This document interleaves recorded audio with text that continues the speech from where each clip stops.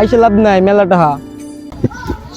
Everyone যাচ্ছে হচ্ছে গিয়ে নদীর পাড় যে একা একা যাচ্ছি, যে কিছু রিলস বানানোর দরকার, এই জন্য আর কি নদীর পাড় যাচ্ছি, একা একা হেঁটে যাচ্ছি, কেউ নাই সাথে। স্ট্যান্ড হাতে চলে যাচ্ছি, দেখা হচ্ছে। আসসালামু আলাইকুম প্রিয় ভালোবাসার মানুষ, সবাইকে শুভ বিকাল। আর বিশেষ করে এখন আমি এমন একটা জায়গায় আছি ভাই, আপনাদের না বললে নয়। এই জায়গার ভিউটা এত সুন্দর, আপনাদের একটু দেখাই আমি। এইখানে মনে করেন যে অনেক বড় একটা মাঠ আছে ভাই, ফালানো অনেক বড় মাঠ।